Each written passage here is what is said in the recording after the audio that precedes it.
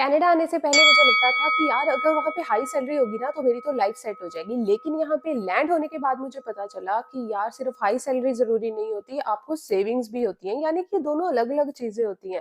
या मतलब मुझे किसी ने बताया ही नहीं था यार, किसी एजेंट ने सिर्फ ये दिखाया था कि एक बार आप कनाडा चले जाओ, उसके बाद पैसे ही पैसे आपके पास झाड़ू है, आप बस इकट्ठे कर लेना। तो जी मेरे पास जो है ना मेरे साथ ये बहुत एक शॉक लगा था मुझे यहाँ पर आकर। अगर आप कनाडा आने का प्लान कर रहे हो, फिर चाहे वो वर्क परमिट है, पीआर है, स्टूडेंट है या फिर कोई भी कैटेगरी है, क्योंकि हर एक ड्रीम का होता है हमारा कि हम किसी भी कंट्री में जाते हैं ना यार, तो हमें लगता है कि कुछ ना कुछ तो हमें डिफरेंट मिलता है, हमें अपना घर छोड़कर जाना होता है। तो आई थिंक ये रियलिटी जानना बहुत ज़्यादा ज़रूरी है। मैं आज किसी एजेंट बनकर बात नहीं करूँगी, क्योंकि मैं कोई एजेंट नहीं हूँ, मैं नॉर्मल गर्ल हूँ आपकी तरह। मेरे भी हज़ारों सपने थे जब मैं कनाडा में आई थी। आपको बात करूँगी उन सिटीज़ के बारे में जहाँ पे बहुत सारे लोग जाना चाहते हैं, क्योंकि कनाडा में आने वाले लोगों का डिफरेंट तरीके का जो है ना मोटिव होता है। किसी लोगों को तो अपनी सिर्फ लाइफ सेट करनी होती है, किसी लोगों के दिमाग में होता है यार सिर्फ पैसा कमाना है और हमें अपनी कंट्री में वापस चले जाना है।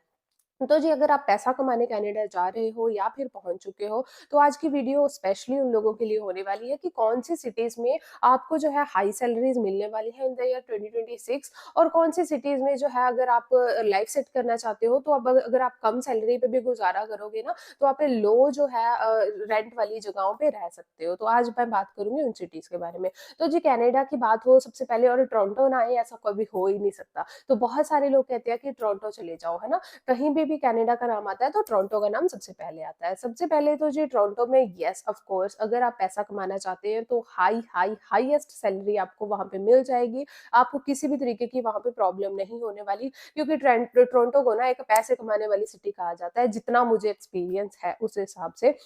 क्योंकि यहाँ सबसे ज़्यादा जॉब्स हैं, specially IT, finance, marketing, corporate या सब कुछ। लाइक आप किसी वेयरहाउस में भी काम करोगे ना, तो वहाँ पे आपको किसी भी जॉब की कोई प्रॉब्लम नहीं होने वाली। इंसान के पास ना वक़्त कम रह जाता है, लेकिन उसके पास जॉब्स की कोई कमी नहीं आती। टोरंटो एक ऐसा शहर है, चाहे आपको नेट पे कितनी ज़्यादा वीडियोज़ मिलती रहें, कितने ज़्यादा लोग बोलते रहें, बट द रियलिटी इज़ लोग वहाँ पे पैसे भी कमा रहे हैं, लोग वहाँ पे काम भी कर रहे हैं, कोई तरीके की यहाँ पे कोई प्रॉब्लम नहीं। जी मान लो अगर आपको कोई टोरंटो में कहता है यार आपको $5000 पर मंथ मिलेंगे, तो उस एक बार सुनकर तो हमारी आँखें जो है ना खुली की खुली रह जाती हैं, क्योंकि $5000, क्योंकि ये कम नहीं होते अगर हम इंडियन में कन्वर्ट करें तो। लेकिन वो भूल जाते हैं कि उस 5000 में से उनकी जो है रेंट जाना है, जो कि 2500 से $2800 के बीच में होता है। उसके बाद यूटिलिटीज़ हो गई, जैसे कि इंटरनेट एंड ऑल किसी का बिल हो गया, जो कि आपको मान के चलो 200 और 300 के करीब पड़ जाता है। देन ग्रोसरीज़ आ गई, उसके बाद ट्रांसपोर्ट का खर्चा, साथ के साथ जो है फ़ोन का खर्चा। तो जी ये सब कुछ काट-वाट के ना आपको जो है सिर्फ़ 300 से 500 बचता है, जो कि सेविंग में बचता है। तो जी मतलब अगर आपकी सैलरी का जो है वो 60 से 70% वो फिर बिल्कुल खर्चों में जाएगा। आप बिल्कुल ये सोच कर मत चला करें कि जो भी लोग कनाडा में हैं, तो वो उस हिसाब की अर्निंग कर रहे हैं, तो उनके खर्चे भी उस हिसाब से। अगर वो डॉलरों में कमा रहे हैं, तो डॉलरों में खर्च भी कर रहे हैं। तो इसलिए लोग वहाँ पे स्पेशली टोरंटो के लिए कहते हैं कि टोरंटो में पैसा आता तो है, बिल्कुल रुकता नहीं है। जैसे ही सैलरी हाथ में आती है, वैसे ही खर्चे जो है निकाल कर कुछ ही डॉलर उनके पास बचते हैं, जो कि उनको किसी इमरजेंसी में काम आ सकते हैं। नेक्स्ट है जी वैंकूवर। वैंकूवर भी बहुत ज़्यादा एक्सपेंसिव है, बहुत ब्यूटीफुल सिटी है। अगर आप ट्रैवलर हो, घूमने में इंटरेस्टेड हो, साथ के साथ अपनी लाइफ एन्जॉय करना चाहते हो, तो आप जो है वैंकूवर को प्रेफ़र कर सकते हो, क्योंकि इतनी ज़्यादा ग्रीनरी है, आँखों को यकीन ही नहीं आता कि हम जो है रियलिटी देख रहे हैं, या लेकिन रेंट आपको ज़्यादा मिलेगा। यहाँ सैलरी टोरंटो जितनी ही होती है, लेकिन रेंट कभी-कभी उतना या उससे भी ज़्यादा हो सकता है। इसलिए वैंकूवर में ज़्यादा लोगों के लिए जो है, जिनके पास पहले से सेविंग्स है, या फिर जो कपल्स हैं जो एक साथ रह रहे हैं और जो अपनी लाइफ़स्टाइल को प्रायोरिटी देते हैं, लेकिन सेविंग्स को नहीं देते, तो उनके लिए ये चीज़ है। अब बात करती हूँ जी लो रेंट यानी कि अफोर्डेबल सिटी, जहाँ पे आप चाहे कम कमा लो यार, लेकिन आपका जो है रेंट भी वहाँ पे नहीं जाएगा। तो अब आते हैं जी कैलगरी पे। कैलगरी जो है 2026 में क्वाइट बहुत स्ट्रॉन्ग हो चुका है। रेंट आपको मिलेगा एक बेडरूम अपार्टमेंट का 1400 से 1700 के बीच में, जो कि क्वाइटली लो है as compare to other all cities in Canada.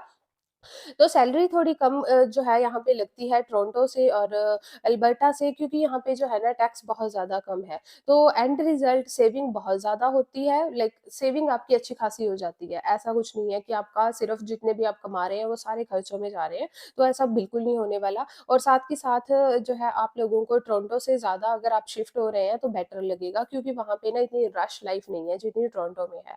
तो बात करती हूँ अब एडमिंटन की, ये भी सिमिलर है, जॉब्स थोड़ी-सी कम है बट कंपटीशन भी उस हिसाब से कम है। यहाँ न्यू इमिग्रेंट्स जो है वो आ सकते हैं, specially rental, warehouse, health care trades में आपको जॉब्स मिल जाएँगी यहाँ पे। आप ईज़िली अपनी जो है अपने यहाँ पे लाइफ शुरू कर सकते हो। बात करती हूँ विनिपेग की, तो विनिपेग माना जाता है कि यहाँ पे बहुत ठंड होती है, तो जी जब ठंड का मौसम होता है ऑब्वियसली होती है, लेकिन यहाँ पे आपको लो रेंट मिल जाएगा।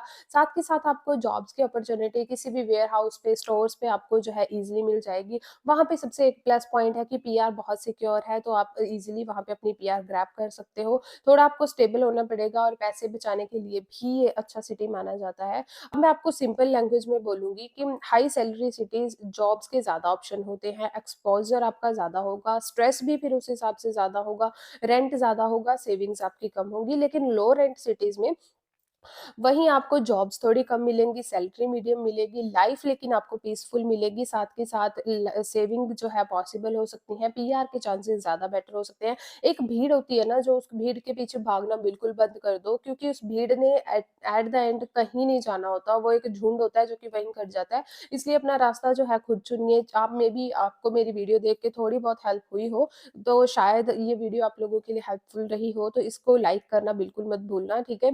क्योंकि हर वीडियो के लिए मेरा भी खुद का एफर्ट लगता है, तो इस वजह से। तो 2026 में आपको क्या चूज़ करना चाहिए?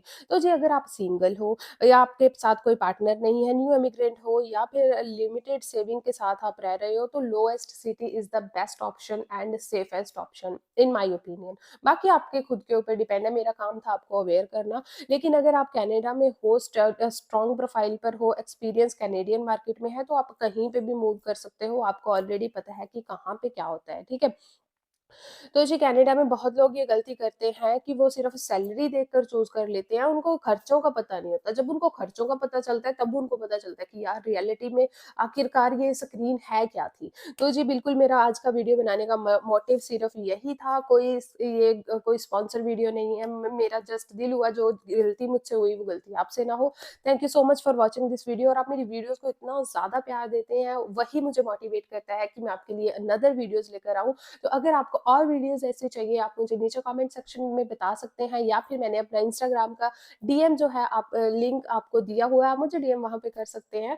तो जी thank you so much for watching this video. Bye bye.